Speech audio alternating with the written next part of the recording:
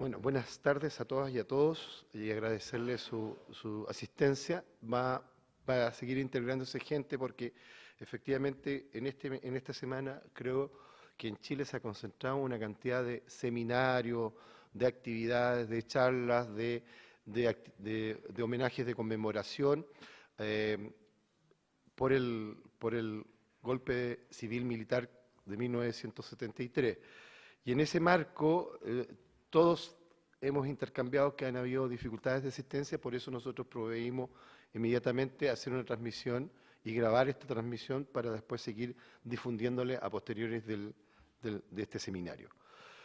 Estamos en la última actividad, nosotros, un poco para contextualizar, nosotros partimos el día martes recién pasado con una conferencia de partidos políticos de la Unidad Popular y posteriormente hemos pasado durante estos 3 últimos días hablando sobre los desarrollos de la Unidad Popular, sus políticas desarrolladas, los efectos y posteriormente también hemos visto y hemos desarrollado la incidencia de la Unidad Popular como una experiencia hacia América del Sur, y América en general, y hoy día vimos también el impacto en distintos países del mundo en general.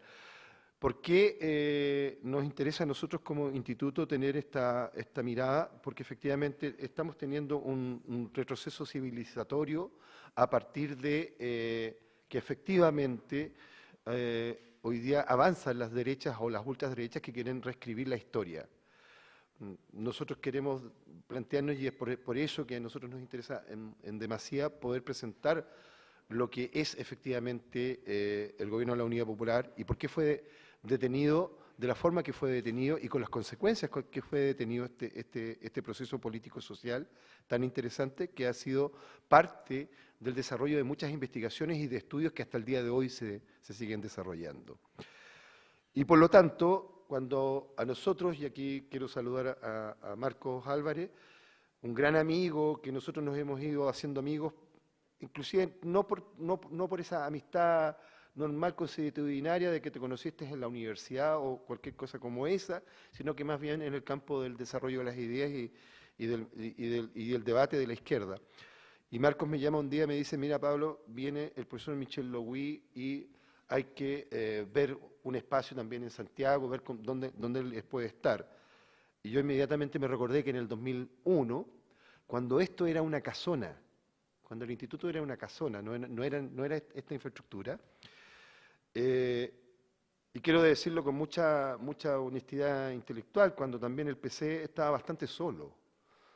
Cuando acercarse al ICAL y al Partido Comunista era una cosa como mirada muy desde la lejanía, muy desde la...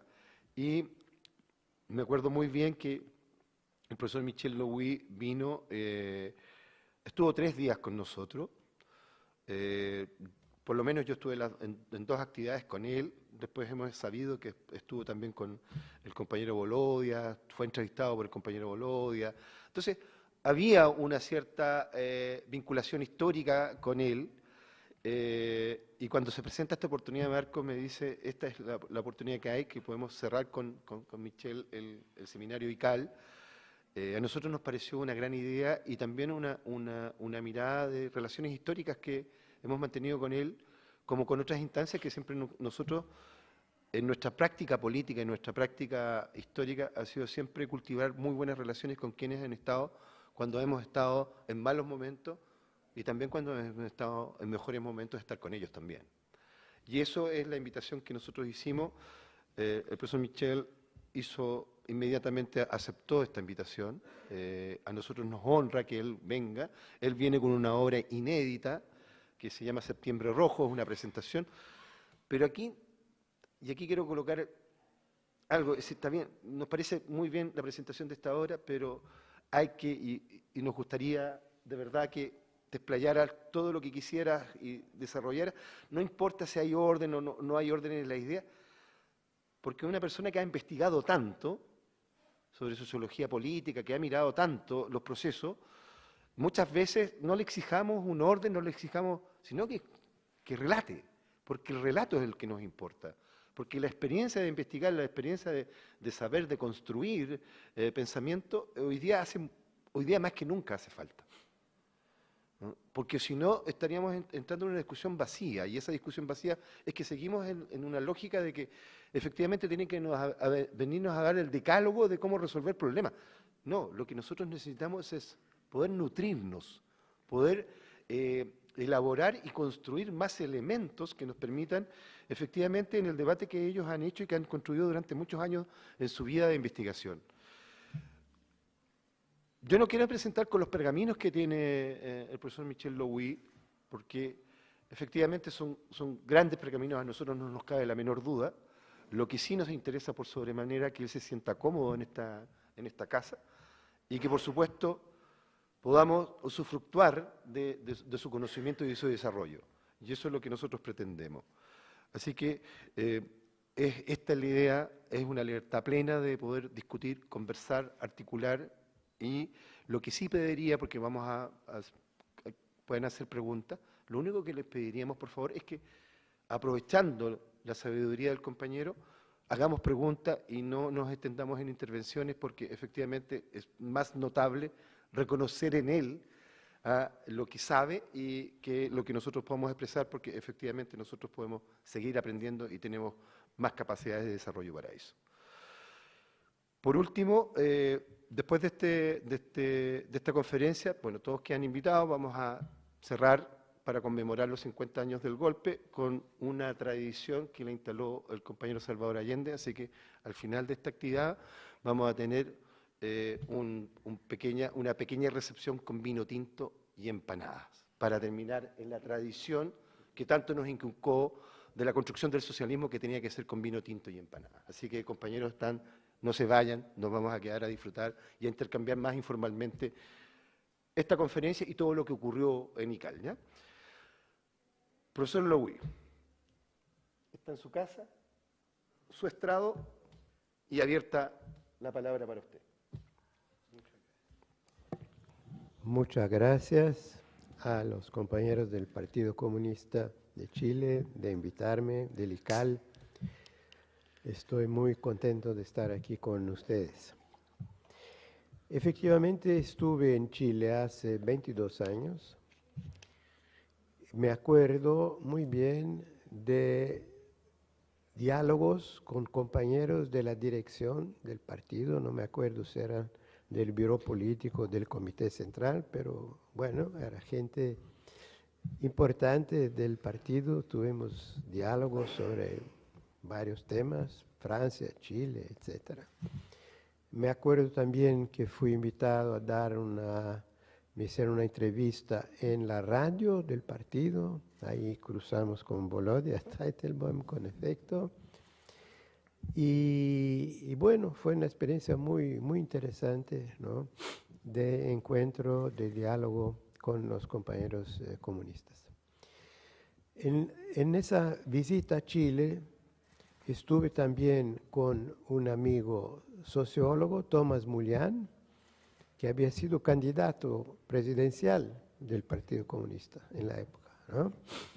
Y incluso, si bien me acuerdo, he quedado hospedado en su casa, ¿no? Me hospedó en su casa durante el tiempo que me quedé en Santiago y también tuvimos largas charlas. Realmente es una figura importante del pensamiento social crítico en Chile y en América Latina. Y el tercer encuentro que tuve era con un amigo que conocí en Europa cuando él estaba exilado, Luis Vitale, un gran historiador marxista chileno, un poco olvidado, pero que merece ser conocido porque su historia marxista de Chile es una obra extraordinaria, y también sus trabajos sobre la historia del movimiento obrero en Chile, sobre América Latina, es realmente uno de los grandes historiadores y más de eso, pensadores marxistas chilenos y latinoamericanos. Luis Vitale es alguien que merece ser conocido y reconocido. Bueno, ahora, antes de empezar a hablar de este librito, quiero hacer una autocrítica. Bueno, porque en el año 1972, bueno, yo viví en París, ¿no?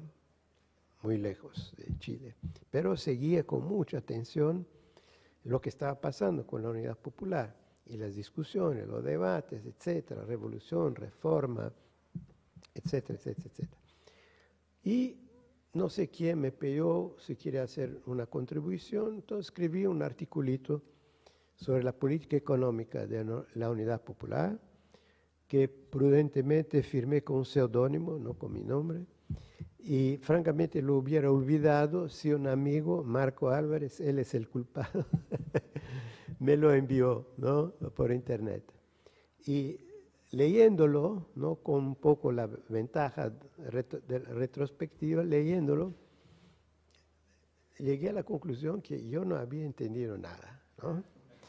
Bueno, porque el artículo era una crítica a la política económica de la Unidad Popular, una crítica muy fácil, ¿no?, pero muy superficial, muy sectaria, ¿no?, diciendo, bueno, ¿por qué no están expropiando a todos los capitalistas? ¿Qué esperan para ir hasta el socialismo de una vez, etcétera? Bueno, un poco por ahí. Y la verdadera cuestión que sí habría que plantear, pero no la planteo, era cómo defender ese proceso delante de la amenaza de un golpe militar, ¿no? Eso, nada, ¿no? Nada, ¿no? Entonces, ese artículo, francamente, tengo que reconocer que era bastante equivocado, ¿no? Bueno. Bien.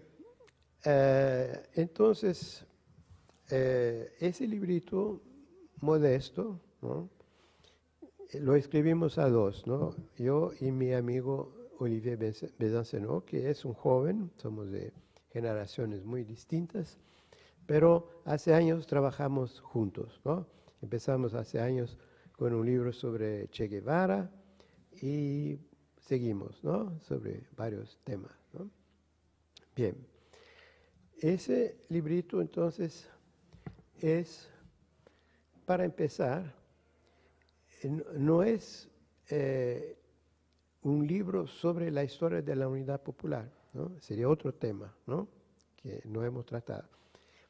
Sin dudas, la experiencia de la Unidad Popular fue una de las experiencias revolucionarias, hay que decirlo, revolucionarias más importantes de América Latina, ¿no?, en el siglo XX, ¿no? Bueno, y tuvo un impacto enorme, ¿no?, en toda América Latina, en todo el mundo, ¿no? Y se ha quedado en la memoria colectiva del pueblo chileno, evidentemente, pero de los pueblos de América Latina. Y en particular, la figura de su máximo dirigente, el compañero Salvador Allende, que está en el panteón de las grandes figuras revolucionarias de la historia de América Latina. Y aquí quiero hacer un pequeño paréntesis para citar una idea del filósofo marxista judío alemán Walter Benjamin. Walter Benjamin, en sus tesis sobre el concepto de historia de 1940, decía que los movimientos de liberación, los movimientos revolucionarios, los movimientos libertarios, sacan su inspiración de la memoria de nuestros antepasados que fueron vencidos, de los mártires de las revoluciones del pasado o de las luchas del pasado. No puede haber lucha emancipadora en el presente o en el futuro sin esa memoria de los que cayeron, ¿no?, los mártires de las luchas del pasado. Y él da un ejemplo de la historia de Alemania. Y dice, todos conocemos la rebelión de los esclavos en contra del Imperio Romano dirigida por Espartaco, que fue derrotado, fue crucificado por los romanos, por el Imperio Romano, los emperadores romanos. Bien, cuando en Alemania, durante la Primera Guerra Mundial, se organiza un pequeño grupo de socialistas, revolucionarios, internacionalistas, alrededor de Rosa Luxemburgo, Karl Liebknecht y otros, toman como nombre Spartacus Bund, Liga Espartaco, ¿no? Era una referencia a ese revolucionario, ¿no?, esclavo, ¿no?, que fue vencido, crucificado por los romanos. Entonces, él da eso como ejemplo de esa constelación, ¿no?, entre el presente y el pasado. Bueno, esa idea de Walter Benjamin creo que se aplica muchísimo a la historia de América Latina. Porque veamos un poco de dónde sacan su inspiración los movimientos revolucionarios en América Latina, en el siglo XX, ¿no? La Revolución Cubana, Fidel Castro lo declaró varias veces, ¿no?, tiene como su inspirador, ¿no?, máximo a José Martí, ¿no?, que cayó luchando por la independencia de Cuba en contra de los colonizadores hispánicos, ¿no? Y decía Fidel Castro, José Martí es el autor intelectual del asalto al Moncada, ¿no? Entonces aquí hay una constelación directa, ¿no?, entre el pasado y el presente. Pero hay muchos otros ejemplos. Tupac Amaru fue el dirigente de un gran levante en contra el colonialismo hispánico en el siglo XVIII. También fue derrotado, torturado, escuartejado, vencido, martirizado. Bueno, cuando se levantan los revolucionarios en Uruguay, toman su nombre, ¿no?, Tupamaros, ¿no? Es otro ejemplo. Augusto César Sandino, general de los hombres libres, combatió en Nicaragua en los años 20 en contra de la dictadura de los Somoza y en contra de los Marines americanos. Venció a los Marines americanos, pero fue asesinado por traición por los Somoza. Y cuando se levanta en los años 70 el pueblo nicaragüense para vencer a la dictadura somocista, toma el nombre de Frente Sandinista de Liberación Nacional. Y algo parecido pasa en El Salvador. En 1930, Farabundo Martí funda el Partido Comunista de El Salvador. Poco después es encarcelado y fusilado por la dictadura militar. Pero poco después, en 1932, se da un levante campesino de masas con decenas de miles de campesinos armados bajo la dirección del Partido Comunista de El Salvador, fundado por Farabundo Martí. Entre paréntesis, es el único caso de una insurrección de masas en América Latina dirigida por un partido comunista, El Salvador. En los años 70, 80, cuando se levanta el pueblo salvadoreño en contra de la dictadura militar, se forma el Frente Farabundo Martí de Liberación Nacional. Otro ejemplo, el más reciente, Emiliano Zapata, el héroe de la lucha campesina revolucionaria en México, también asesinado por traición. Cuando se levantan los indígenas y los campesinos en Chiapas en el año 1994, toman el nombre de Ejército Zapatista de Liberación Nacional. Entonces ustedes ven cómo esa idea de Walter Benjamin nos ayuda a entender la historia de América Latina. esa constelación entre las luchas del presente y los combatientes vencidos, los mártires del pasado. Y creo que algo parecido ha pasado en Chile, ¿no? Cuando se dio esa insurgencia de las mujeres, de la juventud, del pueblo chileno en 2019-20, la figura de Salvador Allende, ¿no? Sus retratos, sus ideas, citaciones de su último discurso, estaban ahí muy, muy presentes en ese movimiento, ¿no? Bien, pero todo eso es una introducción. Ahora voy a decir dos palabritas sobre el libro. Primero, voy a decir lo que no es. Ese librito no es un libro serio, entre comillas, de historiografía, ¿no?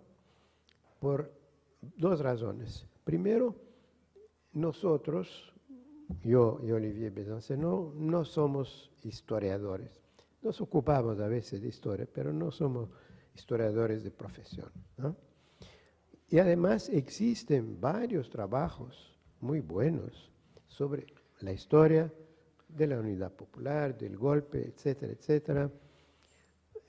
Aquí en Chile hay varios trabajos y fuera también, o en Francia, de nuestro querido compañero Franck Gaudichaud tiene una tesis que yo dirigí además sobre Chile, ¿no? Muy interesante, etc. Entonces, no teníamos la pretensión de hacer un libro de historiografía, ¿no? Científica o académica o como se quiera. Queremos una cosa un poquito diferente. Tampoco es un libro de teoría o estrategia política, ¿no? Que discute qué ha pasado y busca sacar las lecciones, ¿no?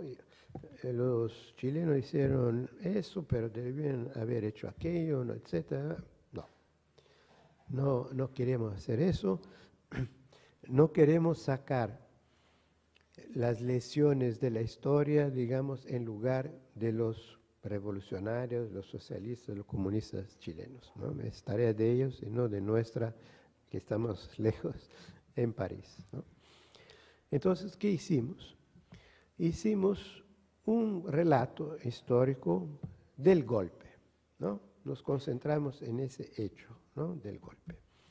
Y tratamos de ver, de hacer un relato, ¿no? Semi-literario, semi-ficción, ¿no? Es decir, es una mezcla impura de historiografía, literatura, pieza de teatro, escenario para una película que no existe, etc. Eso es una mixtura de todo eso, ¿no?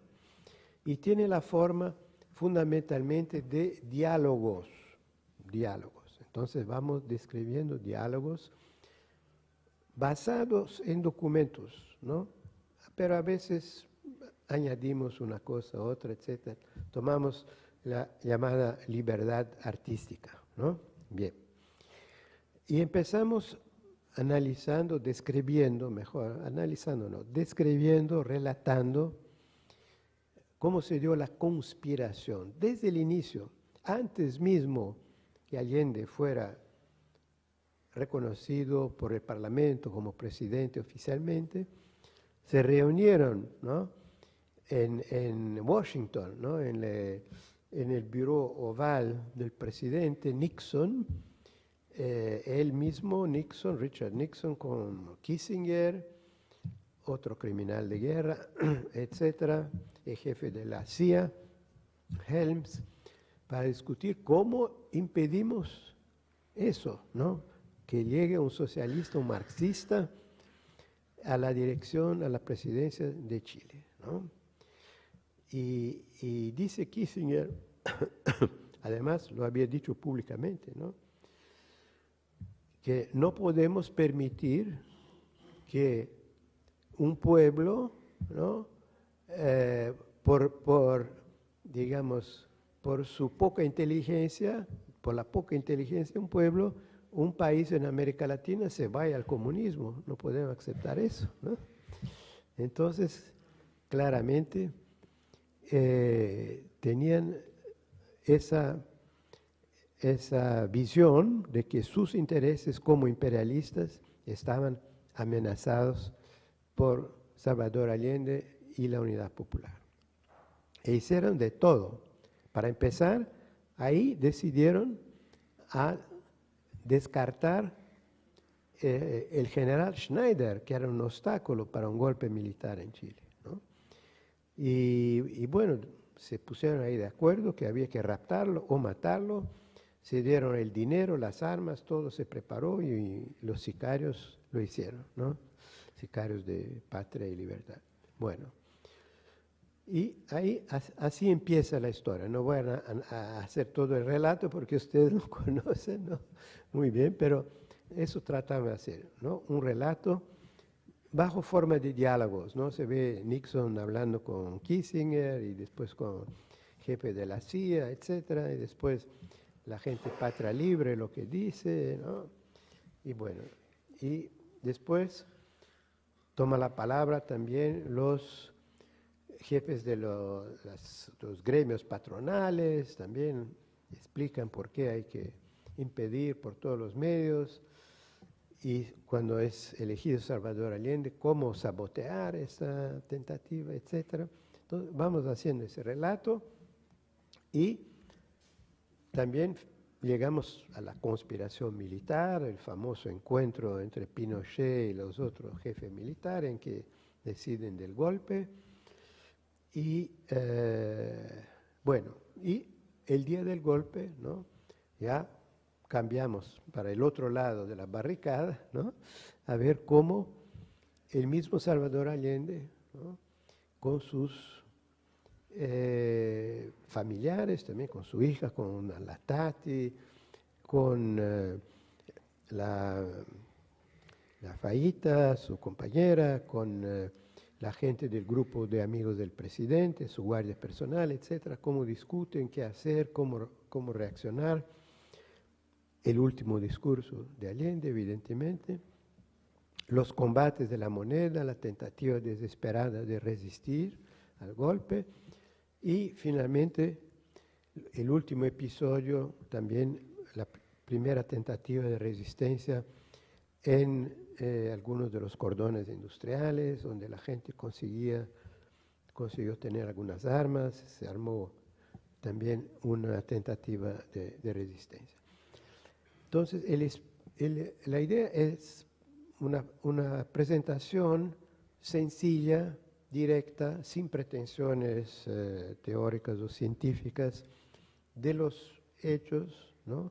Obviamente desde el punto de vista nuestro, ¿no? Es decir, de los socialistas, de los comunistas, de los revolucionarios chilenos, de Salvador Allende, de sus camaradas, ¿no? Y bueno, eso hacemos ese relato. Terminamos con una escena imaginaria, pero que hubiera podido ser real, ¿no? En que se reúnen los golpistas para celebrar su victoria, ¿no? A tomar champaña, ¿no? A celebrar su victoria. Y ahí vienen representantes de la dictadura brasileña también a felicitarlos y discuten. Y de Argentina viene también un representante, aún no era la dictadura, pero ya se preparaba, y discuten, principal tema de su cambio es cuántos comunistas hay que matar, ¿no? Entonces los brasileños dicen, si matamos algunas centenas ya resolvemos el problema. Y los argentinos dicen, no, nuestro problema es mucho más mayor, tenemos que matar decenas de miles. Y Pinochet entonces es muy moderado, dice, solo con algunos miles ya resolvemos el problema. Tiene esa discusión macabra, ¿no? Sobre cómo eliminar el peligro rojo, ¿no? Y bien, ¿no? Y terminamos con un relato breve, ¿no? De los crímenes de la dictadura, ¿no? Bien, entonces eso es nuestra modesta, muy modesta contribución al 50 aniversario. En realidad la destinamos más bien al público francés, que conoce menos de esa historia, que al público chileno, pero también en Chile no todos conocen la historia. Entonces, creo que tiene cierta utilidad también en Chile y en Brasil, porque simultáneamente sale también en Brasil ese librito, ¿no? Bueno, eso es entonces, en pocas palabras. Más una vez, lo que queríamos era rendir un homenaje a los revolucionarios chilenos, a Salvador Allende, que presentamos no como víctimas, no del punto de vista únicamente de los derechos humanos, que es respetable naturalmente, sino lo vemos como combatientes que lucharon hasta su última, ¿no?, para defender al proceso revolucionario, a la perspectiva del socialismo, ¿no?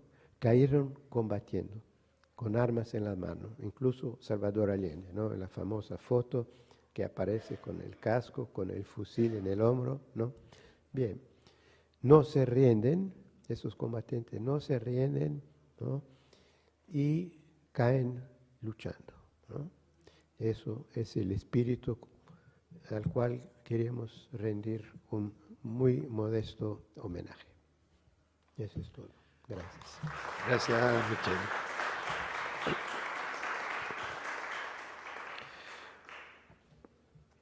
Ahora, después de la presentación del libro, vamos a entrar en una fase que va a ser más interesante porque vamos a tener y vamos a profundizar en el libro, pero desde la lógica de cómo lo interpreta el público, en el sentido práctico de cuáles son las preguntas inspiradoras que nos van a dar nuestro público para poder también profundizar un poco más. Por favor. ¿Alguien tiene alguna pregunta insertada en el análisis que ha hecho el profesor?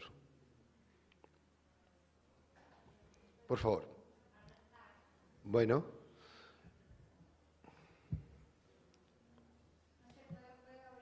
Sí, por favor.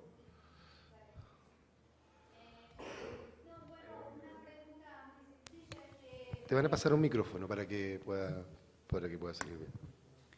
Hola, buenas noches.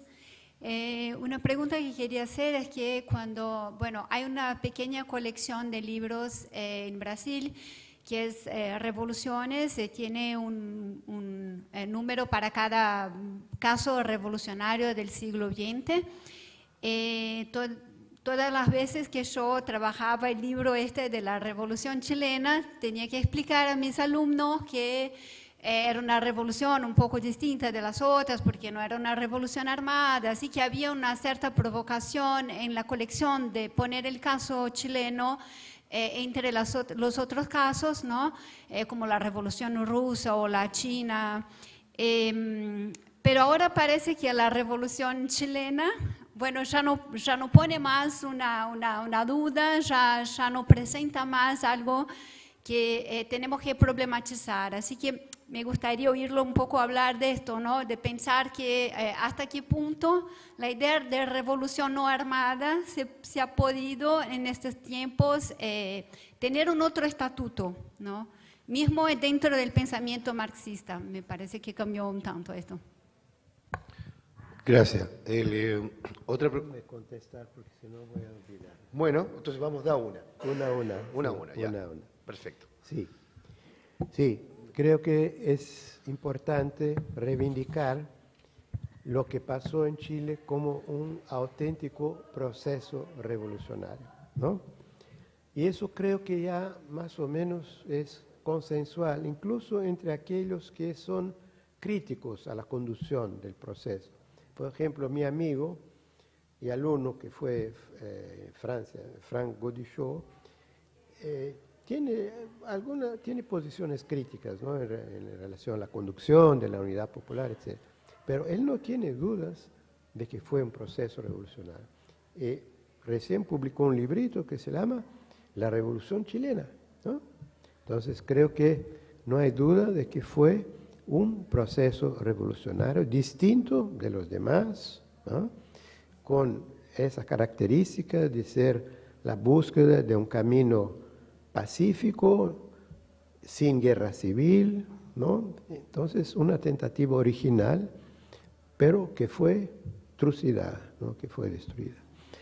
Y bueno, creo que sí hay una lección, pero no es específica de Chile, es una cosa muy general, ¿no? Que es que el imperialismo y las oligarquías dominantes, no solo en América Latina, solo aceptan la democracia en la medida en que sus privilegios no son amenazados, ¿no? Cuando sus privilegios son amenazados, la democracia la echan, ¿no?, por la ventana, ¿no? Eso sí creo que es una regla, ¿no?, de la lucha de clases. Pero bien, entonces creemos que cada vez más hay esa conciencia de que la experiencia chilena era una experiencia revolucionaria, una experiencia que tenía como horizonte el socialismo y no simplemente una versión más humana del capitalismo. Esa era avanzar en esa dirección. Y las medidas que fueron tomadas fueron muy radicales, ¿no? Fueron muy radicales, y no creo que en las experiencias de los últimos años de los gobiernos progresistas, ninguno fue tan lejos como fue Allende y la Unidad Popular, ¿no? No creo, ¿no? Claro, hay la Revolución Cubana, pero es otra historia, ¿no? Pero de las experiencias de gobiernos progresistas en América Latina, que tienen sus calidades o sus limitaciones, ninguna fue tan lejos como fue Allende y la Unidad Popular en Chile, ¿no? Y por eso es que esa revolución chilena es parte del patrimonio, ¿no?, social, revolucionario de los pueblos de toda América Latina, ¿no? Sin duda. Bueno. Gracias. Otra pregunta, por favor. Por favor.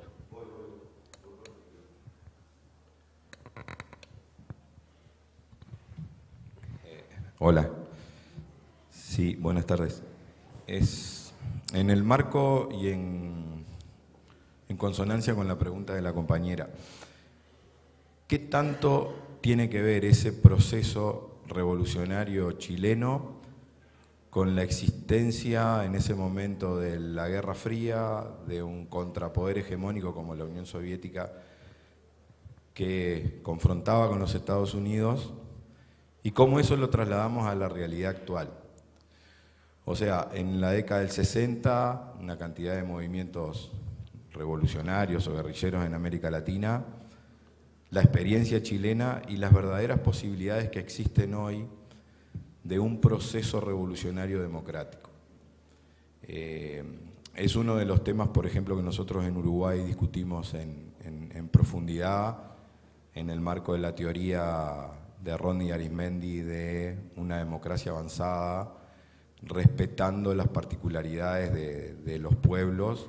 En este caso, en el Uruguay, nuestra tradición partidocrática y partidocéntrica condiciona mucho la posibilidad de un proceso de transformación social que no sea a través de los partidos políticos. No sé. Gracias.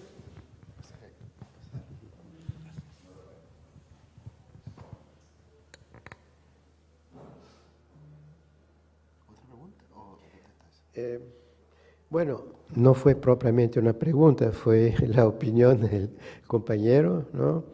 Bien, sí, creo que los partidos políticos tienen su papel, ¿no?, en todos los procesos revolucionarios. Y si no son partidos políticos, son organizaciones políticas que juegan el papel de un partido, ¿no?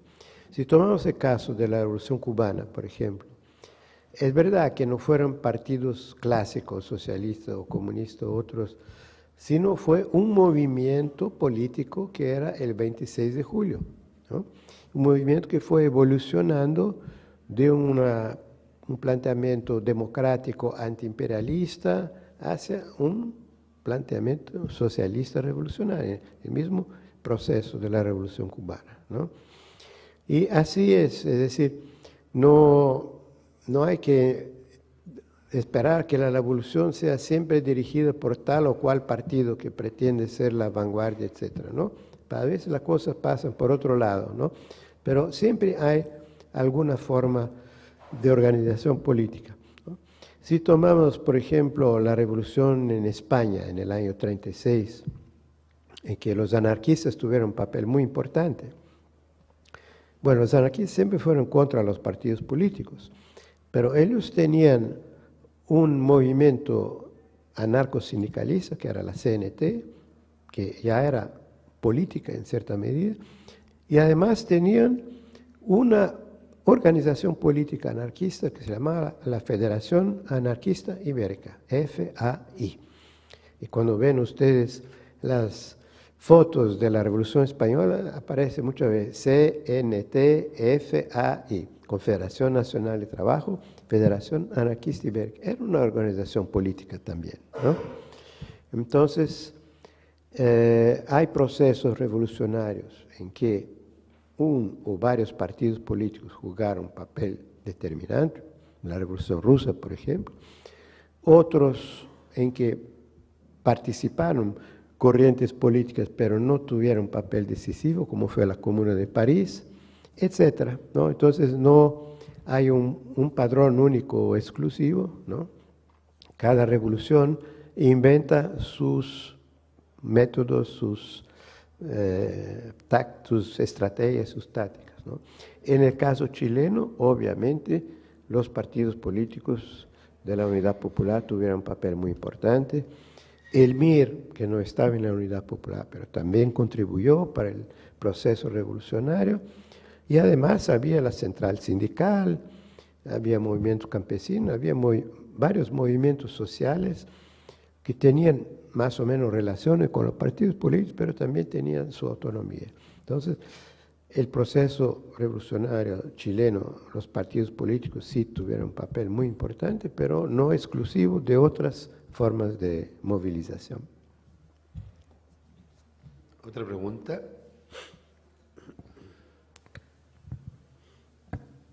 Acá, por favor. Mucha tinta en el tintero. Yo vengo de Italia y hago un paso atrás en lo que hablamos al panel anterior, que tiene que ver con lo que estamos hablando hoy, sobre el impacto de la UP, porque entiendo que naturalmente el impacto fue mayor en América Latina, obviamente, pero hubo un impacto también en Europa. Para empezar, en mi país, el Partido Comunista Italiano decidió cambiar de línea a raíz del golpe chileno y se inventó el famoso compromiso histórico, es decir, un acuerdo entre la vertiente comunista y la vertiente demócrata cristiana, ¿no es cierto?, porque se decía que no se podía gobernar con el 51%, ¿ya? Entonces, por un lado, una consideración, es decir, valdría la pena, lo digo también al ICAL, valdría la pena tener una visión más amplia, no solamente regional, del impacto de la UP, sino a nivel internacional. Michel lo recordaba bien, porque de verdad que el impacto fue mucho más allá del continente. Bueno, yo soy de una generación cuya primera manifestaciones callejeras fueron a raíz del golpe. Me acuerdo como si fuera hoy, el 12 de septiembre, 20.000 estudiantes en la calle de Roma manifestando contra el golpe, etcétera, etcétera. Pero la reflexión, pregunta, Michel, va por ahí, es decir, el impacto que eso tuvo, por ejemplo, en Francia, ¿no? En toda la discusión, no solamente entre los comunistas, sino entre los comunistas, los socialistas, digamos ciertos sectores de teología de la liberación, etcétera, porque yo creo que también tuvo un impacto muy fuerte en estos sectores, ¿no? Es decir, ¿cuál fue, lo digo también para el público latinoamericano, cuál fue el impacto donde nosotros, ¿no?, en Europa, de toda esa discusión, de todo ese debate, el tema de las alianzas, el tema de la relación partido-movimiento social, etcétera, ¿no? Entonces, un poco por ahí, para que tú nos cuentes un poco también en Francia cuál fue el impacto, cuál fue la discusión. Bueno, sí, claro, la experiencia chilena tuvo un enorme impacto en toda Europa y en Francia también, ¿no? El Partido Comunista en Francia no sacó la misma conclusión que el italiano, pero sí, digamos, siguió con su estrategia, que era también de un camino pacífico, en eso tenía algo en común con la experiencia chilena, de un camino pacífico, sino al socialismo, por lo menos a reformas avanzadas, en alianza con el Partido Socialista, ¿no? Que había hecho un cierto giro a izquierda con François Mitterrand, o por lo menos parecía ser así, ¿no? Bien, eso entonces no sacó conclusiones nuevas, digamos, ni los comunistas ni los socialistas de la experiencia chilena. Siguieron con su proyecto, que era ganar las elecciones y realizar un programa de reformas avanzadas, no tan avanzadas como las chilenas, pero bueno. Otros sectores de la izquierda que venían de la experiencia de mayo del 68, ¿no? Que dio lugar a un montón de corrientes de izquierda radical, revolucionaria, unas se refiriendo a Trotsky, a Che Guevara, a Mao Zedong o a Bakunin o a quien sea, ¿no? Todo un campo político de la izquierda radical, digamos, que se desarrolló y que sacó de la experiencia chilena la conclusión no que había que hacer un compromiso histórico, sino que había que prepararse para enfrentar un posible golpe, ¿no? Es decir, que había que estar armado, en fin, que había que pensar en un proceso revolucionario clásico, etc. Entonces, cada uno sacó sus conclusiones, ¿no? Que no eran las mismas, ¿no? Que podían ser opuestas. Bueno, al final, como se sabe, ganaron las elecciones y al principio efectivamente tomaron una serie de medidas relativamente avanzadas, creo, no comparables a Chile, ¿no? François Mitterrand tenía características propias que no eran las de Salvador Allende, ¿no? Comparables. Pero bueno, la verdad es que sí hubo durante los primeros 2 años una serie de reformas relativamente importantes, pero cuando empezaron a aparecer los primeros problemas económicos y unos conflictos con las otras monedas europeas, etcétera, etcétera, ya empezó a haber un retroceso y un encuadramiento de la política del gobierno francés en los marcos de la política económica de los otros países europeos que se estaban encaminando ya hacia el neoliberalismo, ¿no? Entonces se quedó un poco corta, ¿no? La experiencia francesa, nada comparable con la Unidad Popular. Gracias. ¿Alguna otra pregunta? Acá, por favor. Buenas tardes. Yo quería hacer una pregunta, pero referido más al tema de septiembre. En junio del 73 ocurre el tanquetazo. Acércate un poco más el micrófono. Que en junio del 73 ocurre el tanquetazo, o el tangazo, cuando salen los tanques a la calle, antes del golpe militar de septiembre. Sí. ¿Ya? El tancazo. Tancazo, sí, tancazo. Ahí era obvio que Allende debía haber pensado que el golpe tendría que venir. ¿Ya? Mi pregunta es, dentro de las pesquisas que usted realizó, ¿él desarrolló alguna política de defensa de su gobierno? ¿Elaboró algo ante la posibilidad inminente del golpe de Estado? Mira, es una pregunta bastante ingenua. Sí. No, es una pregunta legítima, que reconozco que muchos compañeros chilenos la plantearon ya en esa época, ¿no? Decían, mira, el golpe viene, tenemos que prepararnos, etc., ¿no? Pero, como yo decía, nuestro objetivo en ese librito no era decir, bueno, ¿qué debería haber hecho Allende? ¿Qué no hizo Allende que debería haber hecho, ¿no? ¿O qué deberían haber hecho los de la Unidad Popular, ¿no? ¿Qué errores, entre comillas, cometieron, etcétera? No pretendemos dar lecciones, ¿no?, a los chilenos, ¿no? Los chilenos que discutan, que lleguen a sus conclusiones, ¿no? Que hagan propuestas póstumas, ¿no?, de lo que se debía haber hecho, pero no, nosotros no queremos hacerlo, ¿no? Sería mucha arrogancia nuestra.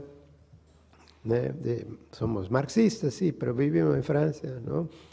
Y no estuvimos aquí durante el proceso, por tanto no queremos, no pretendemos sacar las lecciones de la historia, digamos, o las propuestas alternativas que fueron, ¿no?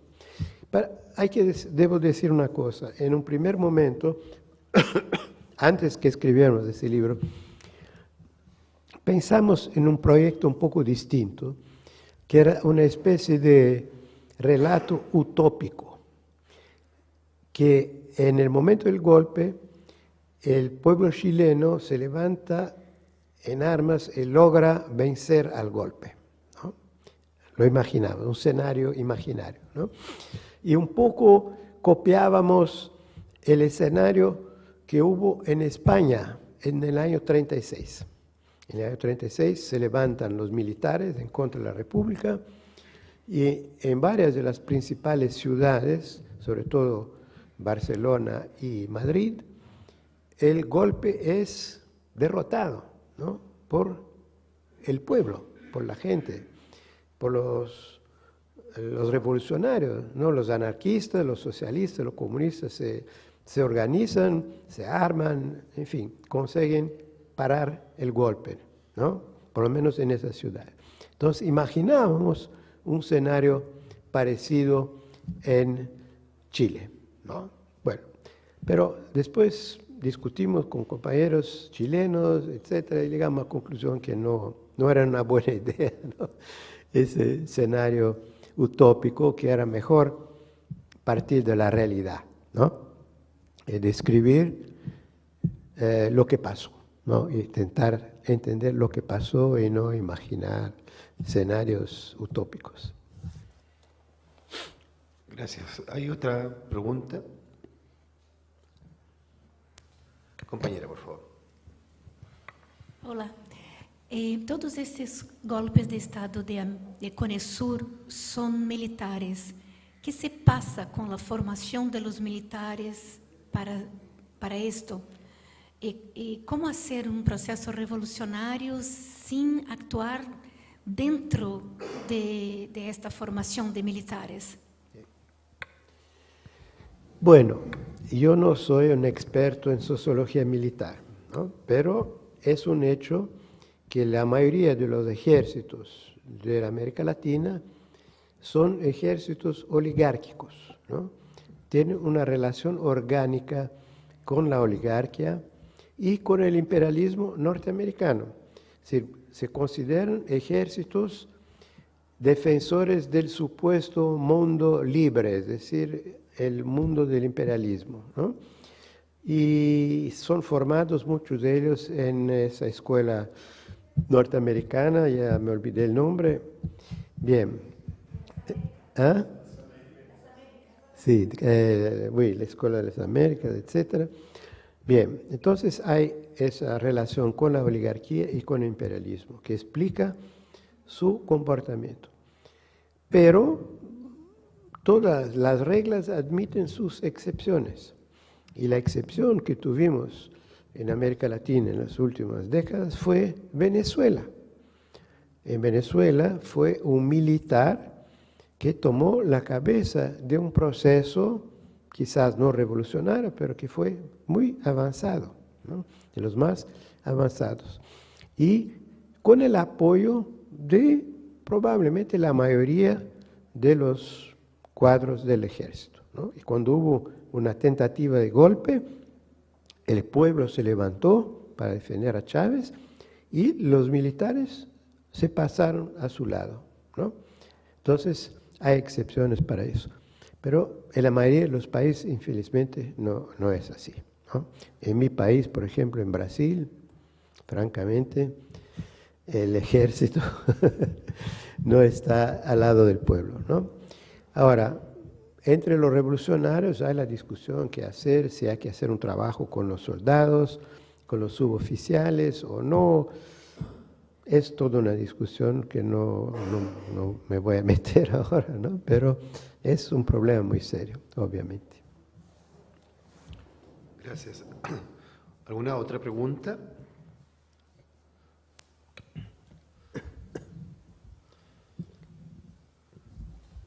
Entonces, gracias.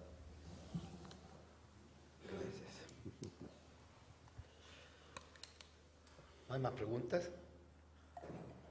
Ya,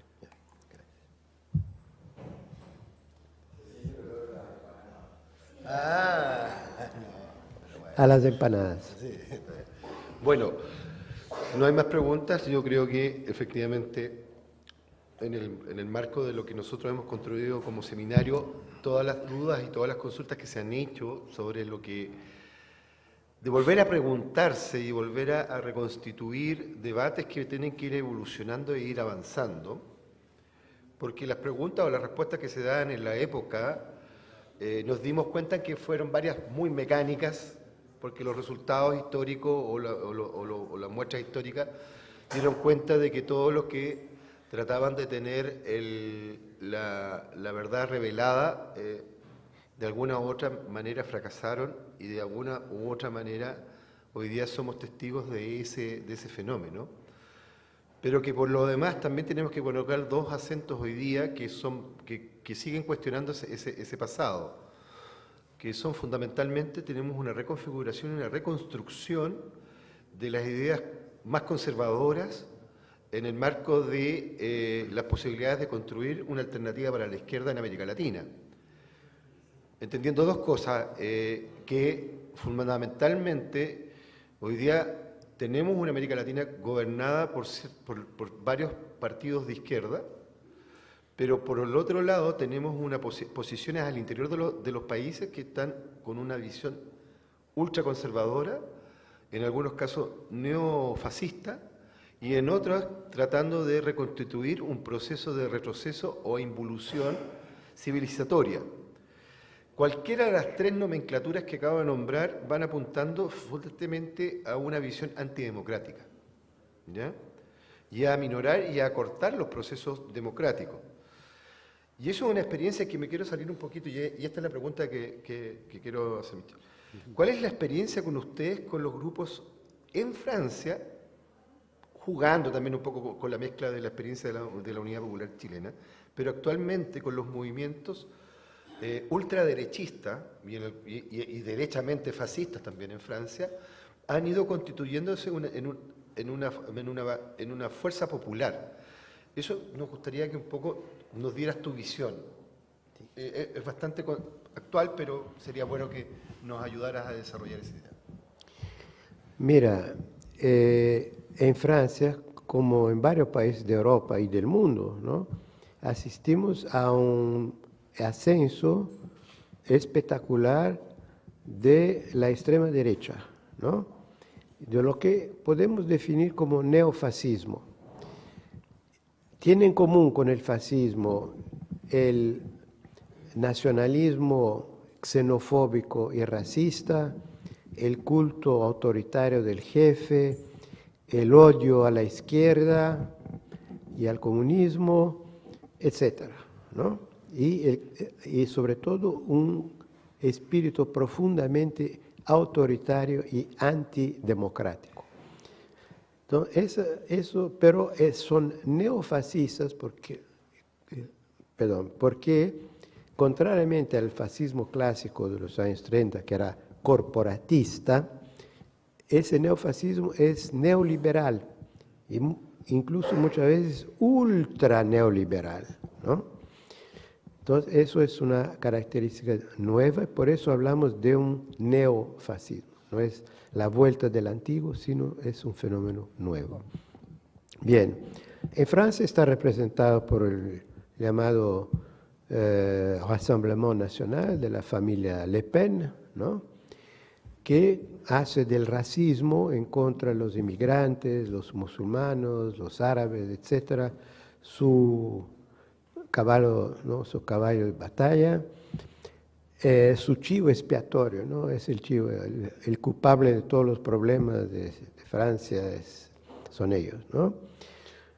Y bueno, eso es un fenómeno, y obviamente aquí en América Latina también, bajo forma distinta, ¿no? En Brasil, ¿no? Con Bolsonaro, en Chile, con Kast y compañía, ¿no? Y recién en Argentina, ¿no? Con Milei. Bueno, no puedo decirles cómo vencer a esos grupos, porque en Francia no lo hemos conseguido, ¿no? No hemos conseguido poner una barrera, ¿no?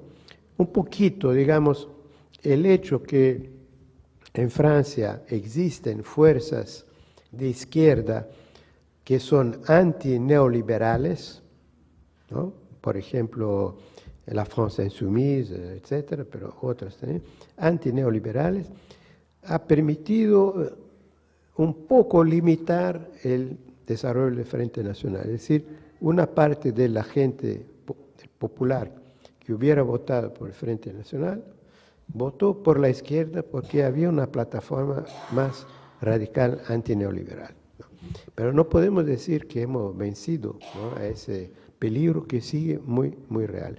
Al revés, desde Europa se miraba hacia Chile como el ejemplo de cómo se ha derrotado el fascismo, ¿no?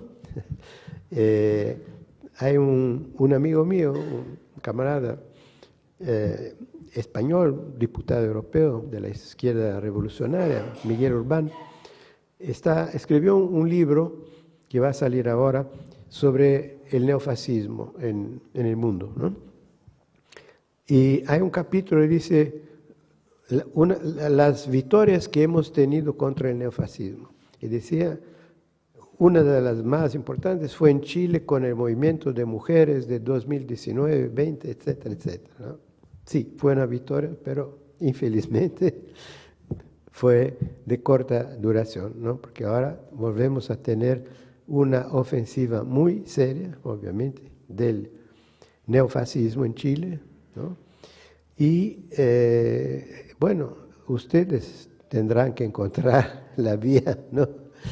Cómo luchar, ¿no? Creo que hay algunas lecciones generales, ¿no? De la historia del movimiento obrero que dice que frente a la amenaza fascista necesitamos de unidad, ¿no? Necesitamos de unidad de la izquierda, eso es una cosa un principio fundamental, pero también que para vencer al fascismo y al neofascismo tenemos que luchar contra el sistema capitalista, pues que ese sistema capitalista que produce y reproduce constantemente los fascismos, los neofascismos, las dictaduras, etcétera, etcétera.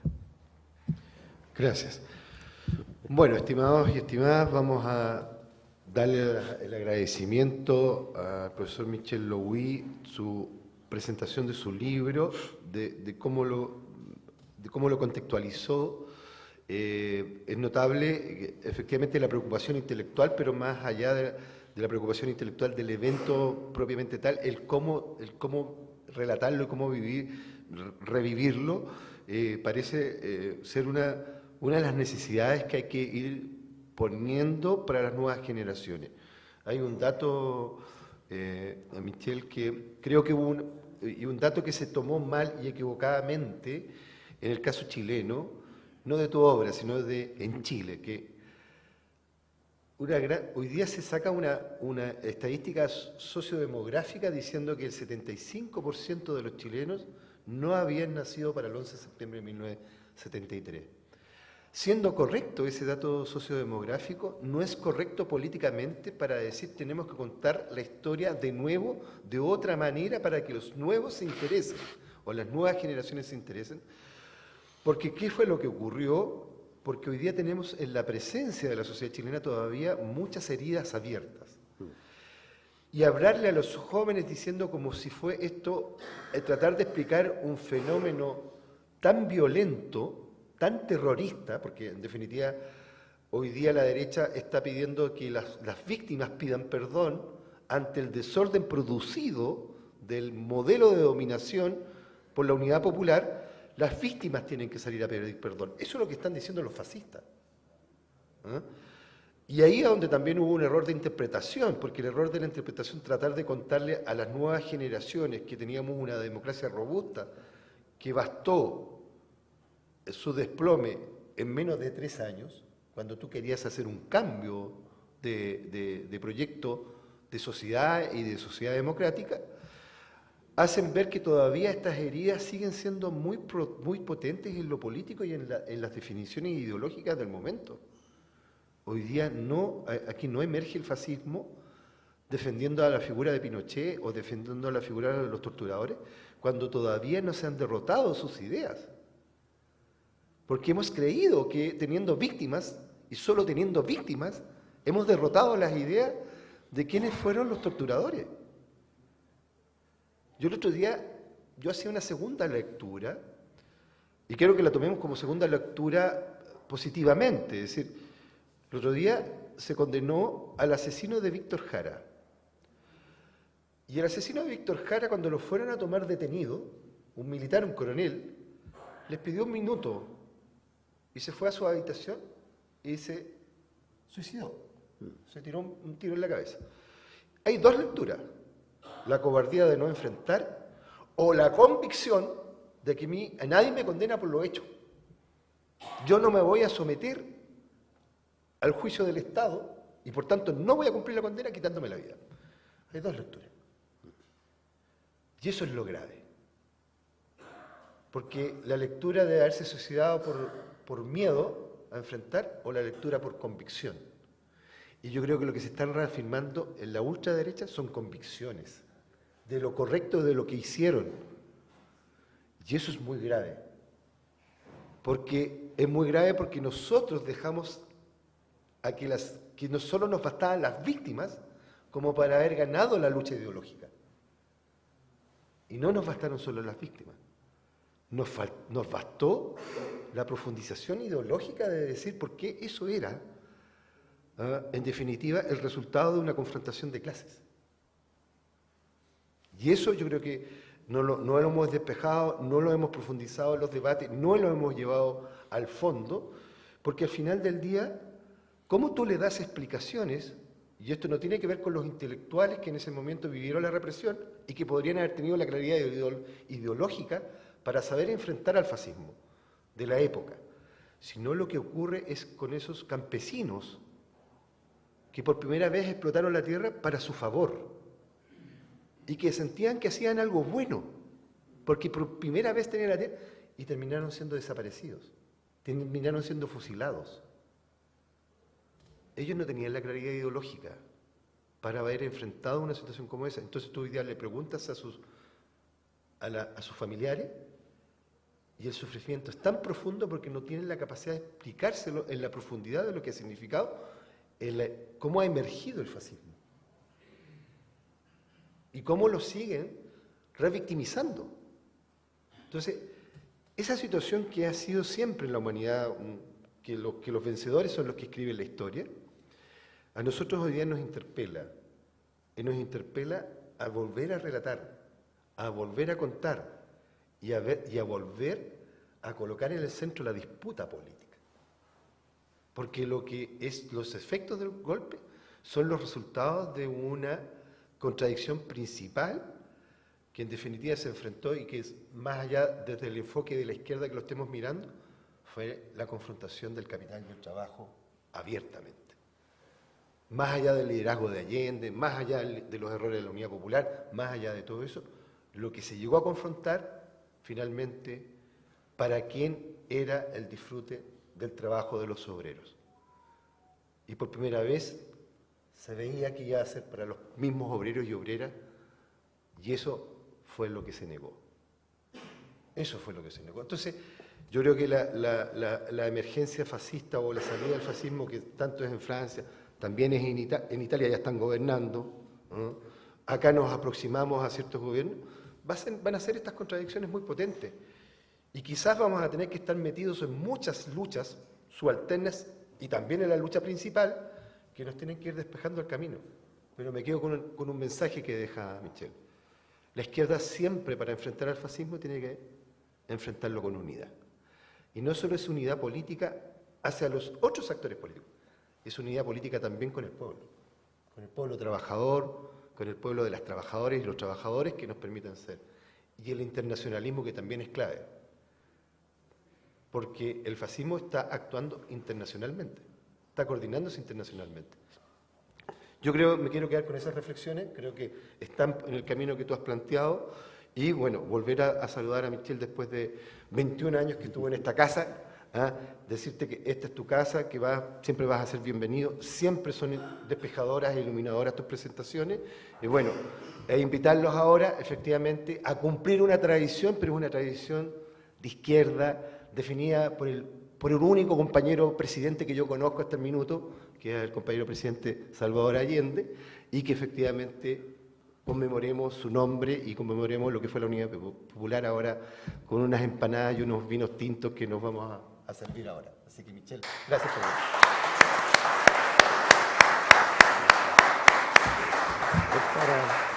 Para ti.